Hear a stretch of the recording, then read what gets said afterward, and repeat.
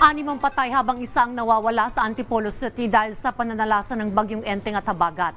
Dahil naman sa tuloy-tuloy na pagbuhos ng ulan, mabilis ang naging pagtaas ng tubig sa ilang barangay. Si Denise Osorio sa report.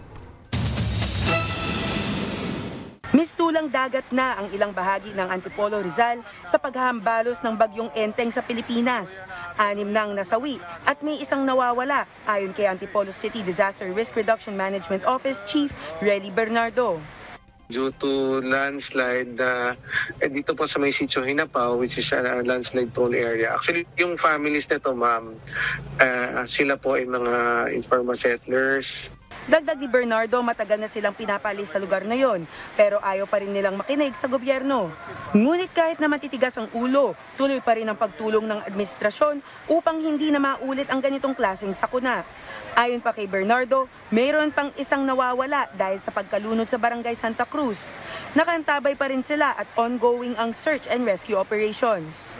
As of now, we have 11 activated po, covering 6 barangays, 184 families.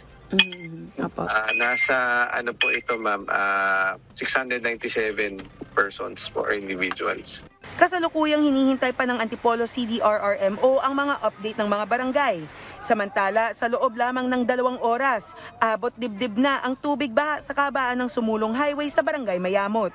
1972 pa raw nakatira dito ang 63 anyos na si Tatay Arturo Ognilia na naawa na sa sitwasyon nila. Yung ginawa ito, tinambakan nila yan ng mga inano nila yung ginagamit nilang siding dito. Tapos hindi naman nila hinukay yung tinambak nila dyan. Kaya bumabaw ang creek. Ang dapat yan, ang city engineer, ang magre-resolve ba. Dagdag ni Manong Arturo, nakakaawa na ang sitwasyon ng mga residente sa lugar nila dahil mabilis ang pagtaas ng tubig pero mabagal ang paghupa. Patuloy ang monitoring ng Antipolo LGU sa kanilang lugar.